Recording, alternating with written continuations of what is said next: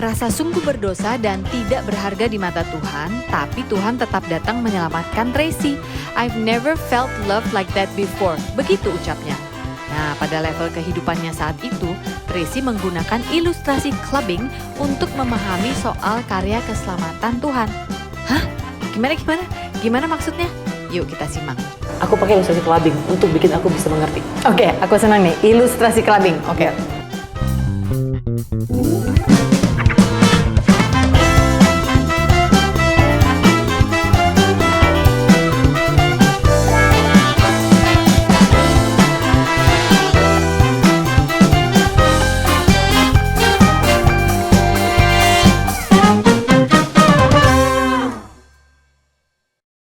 Jadi, aku lagi mikir, ini Tuhan punya seluruh alam semesta.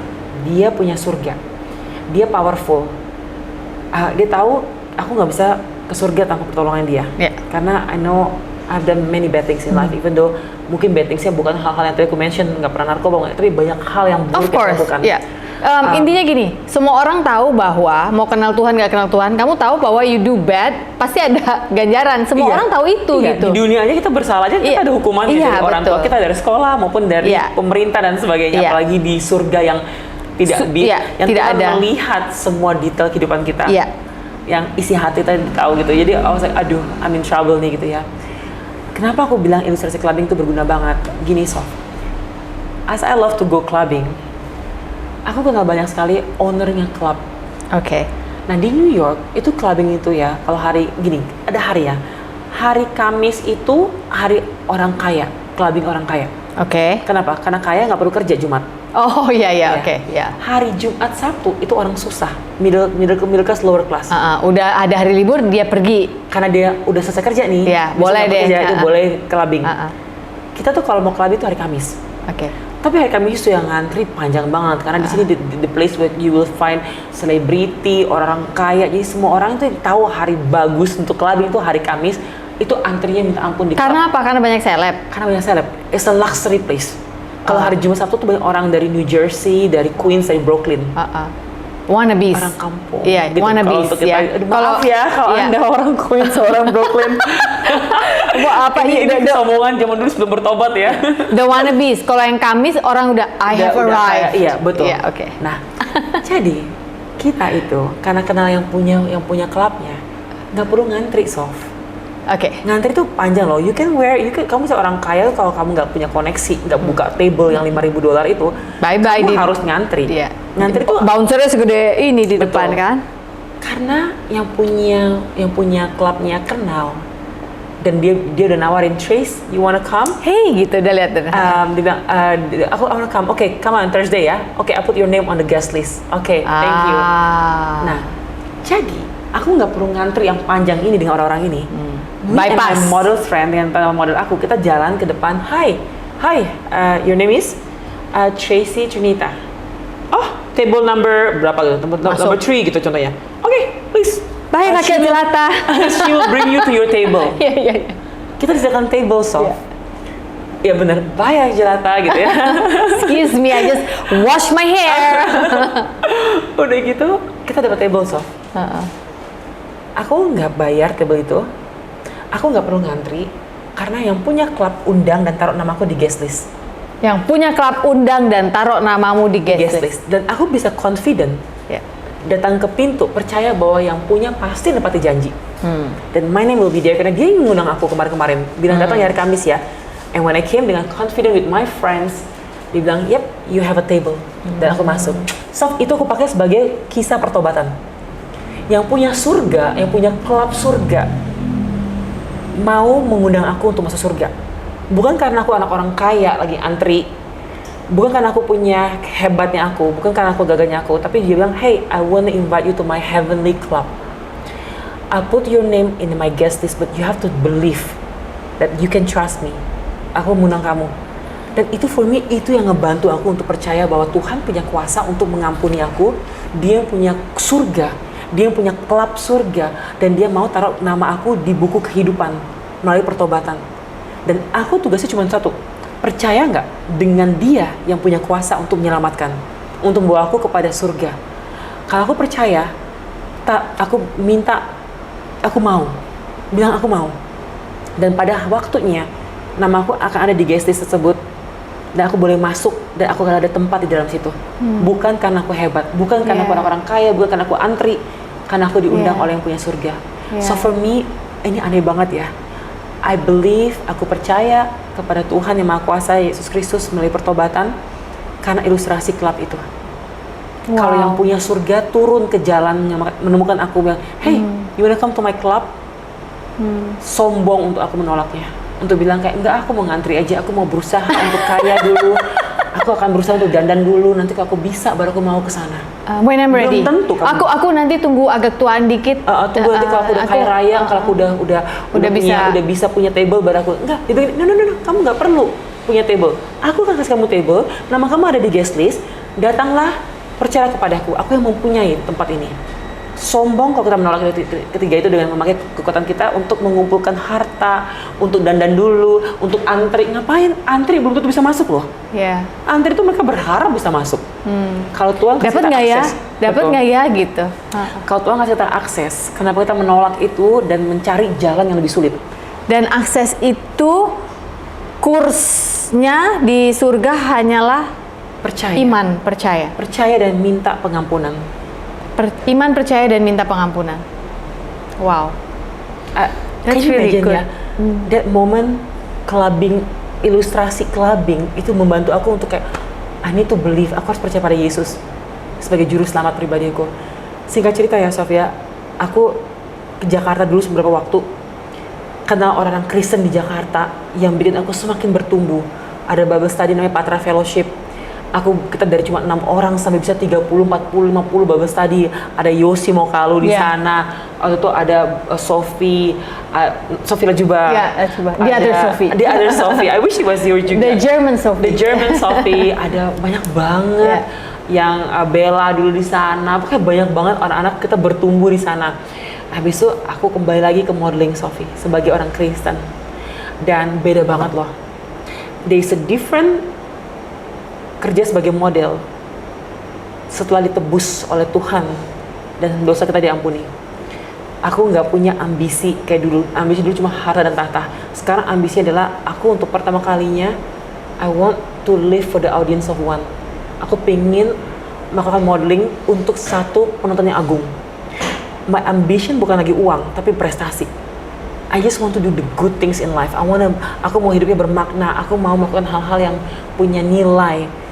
Yang uang tuh udah posisi udah bergeser jauh ke bawah. Aku mulai kerja di modeling ya dengan such a joy yang aku nggak pernah rasakan sebelumnya. When I go to place of work, dulu kan nyapa karena profesional, sekarang nggak. Ada sukacita yang aku nggak pernah miliki sebelumnya. Kalau aku nggak ngomong orang ini, hey, there's something about you so different, like nggak tahu, ada kayak riang gembira dari hati yang aku nggak pernah miliki sebelumnya, yang aku nggak perlu create, it's just there. Bekerja dengan sukacita, dengan nggak grumpy, nggak makan aku nggak suka ada di situ, aku nggak bisa makan nggak apa-apa, I can eat later. Pokoknya beda banget Sof. Kerja dengan hati yang telah diubahkan tuh beda banget. And then after modeling, I realized I want to try different thing in life. Aku mulai main film, main sinetron, mulai doing business, mulai memberikan kesaksian di gereja-gereja, bagaimana Tuhan menemukan aku yang terhilang. Sampai tahun 2006 hidup aku berubah banget, Sof. Aku dapat beasiswa untuk kuliah teologi di Inggris. Kuliah teologi di si Oxford, anak yang nggak bisa bahasa Inggris ini kuliah di Inggris. Can you imagine, Tuhan itu punya sense of humor yang terlampau mengagumkan sih. Anak yang nggak suka sekolah, disekolahkan di sekolah yang terbaik, one of the best school, Wycliffe Hall, itu one of the best school untuk teologi di dunia. Wycliffe Hall itu. Wycliffe apa Wycliffe sih ngomong? Depends. I like it to say Wycliffe Hall, tapi some people say Wycliffe Hall. Okay. So it's Wycliffe Hall. Aku sebenarnya Wycliffe Hall. Di UK, di Oxford, di kota Oxford di Inggris. Nggak bisa bahasa Inggris lancar, Tuhan sekolahkan sekolah teologi pakai bahasa Inggris. Dan at first ya Sofia, ini hal yang sulit loh for me. I was in the peak of my career, di puncak karir di Indonesia. Umur 25 tahun. Punya butik, punya bisnis, doing really well. Lagi seru-serunya hidup. tiba-tiba dapat beasiswa. Dan pada saat dapat beasiswa, I'm scared, Sof. Takut kayak meninggalkan kenyamanan dunia aku. Ini orang yang ini lagi seru-serunya. Tiba-tiba, I remember my grandma depan aku, pas aku dapat selembar kertas dari pembicara namanya Profesor Michael Ramsden. My grandma bilang kalau Tuhan yang panggil, Tuhan yang akan cukupkan. Where Kalau Tuhan God yang panggil, leads, He will provide. Iya, kalau Tuhan yang panggil kamu gak boleh menolaknya. Nah ini doanya Oma sebenarnya, dia nggak pernah cerita sebelumnya sampai nanti terakhir pas aku khotbah di kampungnya dia baru cerita bahwa dia pernah dia berdoa adalah Tuhan panggil anaknya satu aja untuk melayani Tuhan, tapi anaknya nggak ada yang melayani Tuhan. Dia ubah doanya di tahun 80-an, Tuhan panggil satu cucu saya untuk melayani Tuhan. Dan akhirnya with my Ternyata story, itu kamu. iya, dan makanya Oma ngomong gitu, ini belum terjadi. Dia cerita nanti tahun 2010 dia baru cerita. Tiba-tiba, 2011 dia cerita, tiba-tiba Oma give me a confident loh. Dan ada satu ayat juga, Sof. Waktu itu Yesus lagi jalan di pinggir pantai. Ada beberapa calon muridnya, dia lagi menjala ikan, merapikan jala dan sebagainya. Ini karir ya, ini kan karir, profesi. Tuhan bilang, datanglah mari ikutlah aku. Aku akan menjadikan engkau penjala manusia. Kalimat berikutnya adalah seketika juga mereka meninggalkan jala mereka dan ikut Yesus. Ayat itu tiba-tiba keluar dari pikiran aku, Sof. Seketika juga mereka meninggalkan jala mereka. Jalaku banyak banget, Soft, modeling, dunia bisnis, all this entertainment. There's lots of money come in. Tapi aku dipanggil untuk belajar teologi, untuk meninggalkan semua dan sekolah dan fokus kepada mempelajari siapa Tuhan dan apa yang Tuhan kehendaki bagi manusia melalui Alkitab. It takes me, aku cuma berdoa gini, kalau Tuhan mau aku berangkat ke Inggris, visanya aku akan Beres. keluar visa student. Tapi kalau Tuhan nggak mau, ya visanya akan ke cancel karena I have few friends yang anak orang kaya, visanya nggak keluar, Sof. Bukan berarti kita punya uang pun juga bisa punya visa student loh. Itu bisa jadi ketolak dan sebagainya atau apalagi itu udah menjelang akademik baru. Itu udah bulan Agustus September itu udah akademik Udah baru mepet. gitu. Udah mepet banget. Singkat cerita, keluarnya bukan 3 minggu seperti seharusnya. 2 hari visa student keluar. Saat Tuhan, ya. Apa? Visa doang, Tracy? Kemarin saya keluarin. Iya. Oh wow. Amazing ya. Akhirnya I pack my stuff. Bisnis aku suruh my cousin urusin. Semua aku goodbye. Your mom nggak ada ngomong apa-apa? Semua protes. Mereka bilang, mamaku bilang gini, tapi mamaku akhirnya bilang, my mom right gitu ya. Mama gini, Ci, kamu tuh karir kamu masih bagus banget. Banyak orang bermimpi untuk bisa punya hidup karir kayak kamu sekarang ini. Kamu tuh sekolah nanti aja. Kalau kamu udah punya keluarga, udah punya karir, udah punya finansial yang jauh lebih stabil, kamu bisa bayar sendiri kok. Kamu nggak perlu terima beasiswa. Papaku juga bilang hal yang sama. Maksud mereka baik ya. Karena kan ini karir impian loh. Sedangkan I want to give up those untuk sekolah. Yang apa tujuannya nanti? Kalau saya mau ngapain? Nggak tahu, mah. Bener-bener nggak tahu mau ngapain. Akhirnya I just smile dan tetap pergi. Ini masih fearless kind of person ya, kayaknya aku juga. Nekatnya dari modeling masih ada nih. Nekat yang New York itu tadi. Betul. Akhirnya I just berangkat dan mulai dari awal Soft, aku bahasa Inggrisnya belum lancar juga. Ini akademis. Aku pendiam di sekolah karena aku nggak ngerti kebanyakan. Aku ingat banget satu saat ada gurunya pernah cerita gini. I just want to explain to you the structure of a church. So there is called a parish. Aku bilang, I used to live there. In Paris? Paris? You shall not perish but have eternal life. Beda lagi tuh. Beda lagi. Ini saking bahasa Inggrisnya kurang lancar, so. Iya. Aku pikir tuh kota Paris. Padahal tinggal di sana. Ada belakangnya itu artinya gereja kecil. Iya. Kayak gitu-gitu. Jadi aku diem aja. Kayak diemnya, it's better to remain silent then open your mouth and remove all doubts gitu kayak let them not know that aku orang pinter dan aku nggak bisa bahasa Inggris lancar, tapi aku berjuang, Sof. Aku pergi ke library, ngejar kekurangan aku, belajar malam-malam. Semua 3 tahun angkatan aku semua tahu aku paling rajin. Jadi aku tuh bukan, ya aku rajin, maka aku bisa survive, rajin belajar. Singkat cerita, I lulus dua jurusan, satunya apologetika, 2 yang lagi itu teologi ministry untuk pendeta. setelah lulus aku kerja di sebuah yayasan namanya Yayasan Pengembangan Apologetik Indonesia dan juga sebagai pendeta di gereja berbahasa Inggris di Jakarta. Ini pun juga konfirmasi soft. Jadi dari aku tuh nggak tahu mau ngapain, mau apa baik ke marketplace. Karena I truly believe ya semua orang tuh melayani Tuhan tuh di mana aja bisa. Sebagai ibu rumah tangga, sebagai businesswoman, businessman, apapun karir kita tuh kita bisa melayani Tuhan di karir kita. Jadi aku bilang Tuhan kalau Tuhan mau aku menjadi full timer, boleh nggak full time ministry ya? Full time ministry menjadi pekerja penuh waktu ya di pelayanan gitu. Kirim pendeta dong untuk konfirmasi. Kalau enggak, ya aku akan kembali ke marketplace gitu. Pastor Dave Kenny dari gereja aku di AIS itu lagi di Inggris ambil summer school dan dia nanya, kamu kalau selesai sekolah ngapain? Oh dia pas ke Inggris? Lagi ambil summer school. Dia tahu kamu lagi kuliah? Dia nggak tahu, ketemunya di sana. Dia bilang, I know you, kamu temannya si ini gitu. Aku pernah sekali ke gereja dia, tapi aku ke gereja dia nggak bisa bahasa Inggris kan, jadi nggak ngerti. Kayak aku ke JPCC, gitu. Oke. Singkat cerita, dia bilang kalau kamu udah selesai, why don't you work for us di gereja sebagai pendeta? Ya itu udah sumber geledek siang hari. That's a confirmation. Minta sih konfirmasinya langsung. Tapi jelas banget konfirmasi dari Tuhan for me. Makanya orang suka bikin kayak, kok mau sih umur 29 tahun ninggalin segala-galanya full time sebagai pendeta? Because God's confirmation melalui sekolah dan juga melalui pendeta yang mengonfirmasi bahwa this is my calling gitu. So that is my career path dari modeling ke student sekarang jadi pendeta. Kami interupsi percakapan ini dengan pertanyaan penting nggak penting yang perlu kamu simak. What's your best Christmas story and where did you spend that Christmas? One of the best Christmas ya, yang aku bersyukur banget. Ada satu keluarga teman aku, mereka undang aku liburan sama mereka. Itu tuh waktu itu di Aspen, Colorado.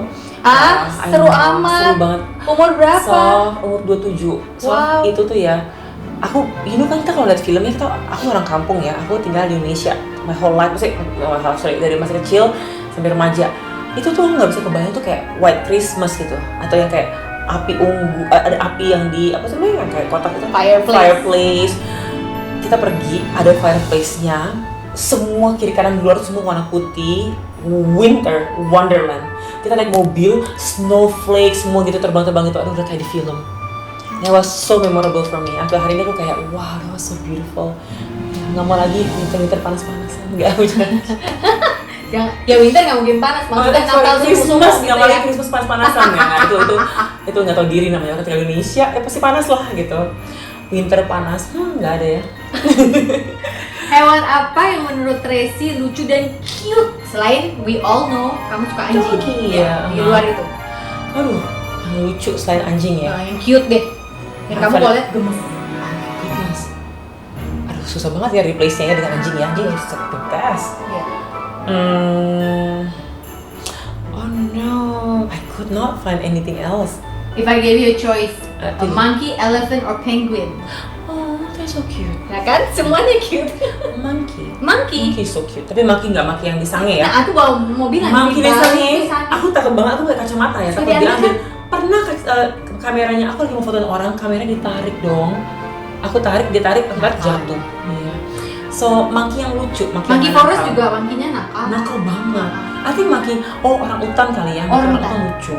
So adorable. Iya. So cute. Orangutan. Oke. Bagaimana sih caranya kita menghadapi orang yang sulit di tempat kerja kita atau yang berada di lingkungan keluarga kita? It's just a hard person to deal with. Iya. Pasti kita punya tendensi untuk mempersulit mereka juga ya. Nih, kayak kita mirroring gitu kan. Orang tuh pasti kayak gitu, pengen menunjukkan kamu giniin saya giniin kamu juga. Tapi itu salah. Karena itu sama aja kayak ada api dikasih bensin gitu, tambah lagi gitu. I think ya, I've tried this a few times. Dengan berbuat baik kepada mereka dan don't take it personally. Jangan masukin ke hati karena gini, orang yang keras, orang yang difficult ya, itu orang yang terluka. Orang kalau pulih, kalau sembuh, nggak nyakiti orang. Malah itu jadi berkat bagi orang. Jadi kalau kita terluka gini deh, sekarang orang lagi terluka kakinya nih ya, wah berdarah-darah. Masa kita sudah lari sih? Masa kita tangan lagi terluka, masa kita suruh ambil barang sih? Kita kan pasti akan mengobatinya dulu gitu. What about terluka secara pribadi ataupun hati ataupun pikiran? Ya kita sebagai orang yang nggak terluka ya bantu mereka gitu. Kalau sampai kita kesel melihat dia sebagai orang sulit, berarti saat itu posisi kita sedang tidak terluka, dia yang terluka gitu maksudnya ya. Betul. Jadi kalau aku bilang sih mendingan konfirmasi adalah tanya sama orang sekitar kita, do you feel the same way? Kalau cuma kita sendiri, berarti ini triggered, ini ada memori masa lalu kita, trauma yang bikin kita inget dia, kayak inget somebody yang di the past. Orang lain nggak merasa kayak gitu. Kamu merasa nggak? Dia nyolot ke ngomong saya. Enggak kok. Mungkin masih kecil kita sering diteriakin, jadi orang naikin suara sedikit karena di budaya dari pulau kena langsung. Jadi sometimes tuh not always the case ya gitu. Tapi ya sometimes juga jangan terlalu dekat juga. Kalau mereka pengaruhnya terlalu negatif dan kita diubahkan oleh pengaruh tersebut, bawa pulang ke rumah jadi grumpy, jadi marah-marah, ya maybe better jangan terlalu dekat ya. I think we have Healthy choices. Healthy boundaries. So that is my career path, dari modeling ke student, sekarang jadi pendeta. Oke, so Tracy Trinita yang sekarang adalah pendeta, who used to be a model, who is still modeling for the audience of one. Yes. Ya? Now is modeling for the audience of one. Oke. Sekarang aku mau tanya, kalau kalau kamu dikasih kesempatan nih, misalnya sekarang ada yang ngomongin, Trace, ada bisnis nih di dunia modeling bisa begini-begini, tenang aja, kamu tetap bisa melayani Tuhan, gini. What would you say? Kalau secara umum saya akan berkata bahwa kita tidak boleh memisahkan antara kehidupan rohani kita dengan pekerjaan kita. Ini membaur dengan satu. Oke. Kita nggak ada pekerjaan sakral, nggak ada pekerjaan sekuler. Oke, kita udah pernah bahas ini 3 tahun yang lalu di Sofina Vitox yang Jadi versi tonton ya. Iya, link nanti di bawah. aku kasih cuplikannya. Kamu bilang bahwa panggilan dan profesi bisa intertwine. That's what you said, right? Iya. Nah, benar sih, itu suatu seni yang orang harus temukan sendiri, Sof, untuk bisa tahu perbedaan antara panggilan sama cuma pekerjaan. Tapi kalau kita bisa bantu sedikit untuk bisa merasakan, adalah begini, kalau pekerjaan adalah tempat di mana kamu bisa membentuk karakter kamu, membentuk kamu punya skill, keahlian kamu, dan menguntungkan secara ekonomi. Itu pekerjaan. Tapi itu beda dari pekerjaan. Panggilan tuh isi kayak upgrade-nya pekerjaan. Di panggilan belum tentu kamu bisa menghasilkan uang, tapi di panggilan kamu memenuhi, belum tentu kamu bisa menghasilkan uang, tapi kamu bisa membawa dampak. Dampak nggak bisa diukur dengan uang. Dampak itu bagaimana pengaruh kamu di posisi tersebut bisa membawa perubahan menjadi lebih baik, bukan cuma buat kamu pribadi, tapi lebih ke dalam arti luas, perubahan di lebih luas lagi gitu. Jadi maka itu kita nggak boleh memakai ekonomi dunia dalam calling, dalam panggilan hidup. Tapi kalau dalam pekerjaan Tidak kita akan harus masuk pakai, rumusnya. nggak akan masuk. Kalau dalam pekerjaan kita harus pakai teori dunia, matematika dunia. Dan itu sampai sekarang kamu masih meyakini? Aku yakini itu. Walaupun beberapa gereja memutuskan untuk pendeta mereka harus fokus ke pelayanan, sehingga tidak distraction, tidak berpecah fokus mereka.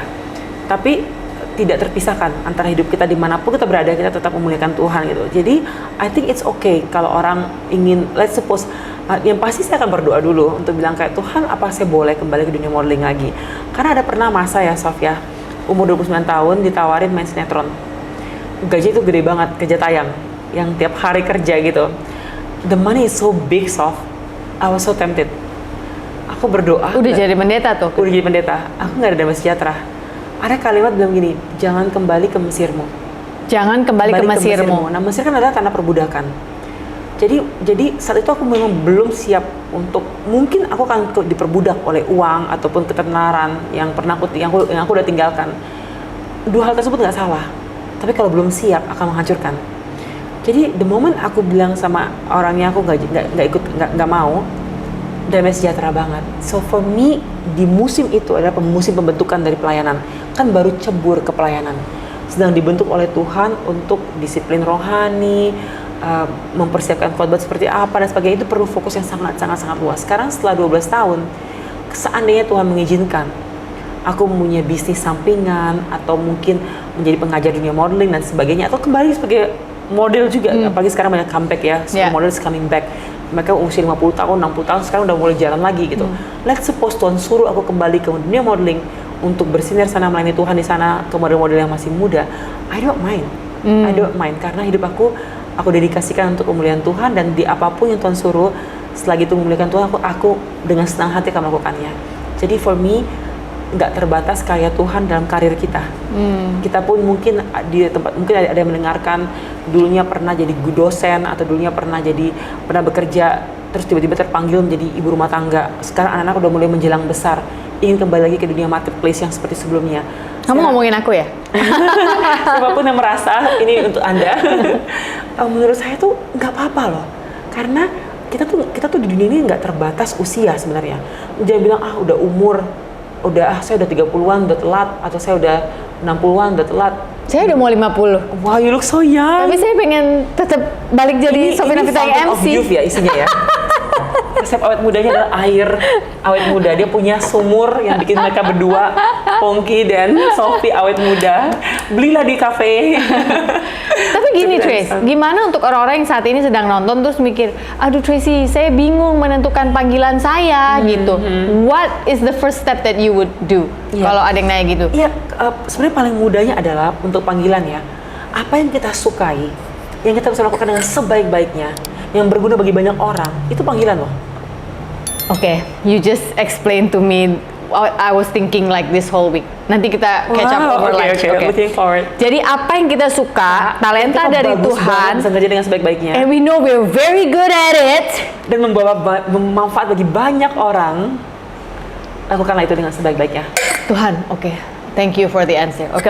Oh, iya. Lakukan itu dengan sebaik-baiknya. Dengan sebaik-baiknya. Karena gini, calling itu adalah benih-benih yang Tuhan telah berikan kepada kita. Panggilan hidup kita tuh udah ada benihnya dalam kita, udah ada semuanya, potensi itu udah ada dalam kita. Masalah kita mau percaya nggak kepada potensi itu yang Tuhan telah berikan dan mengembangkannya untuk kebaikan sesama dan memuliakan Tuhan.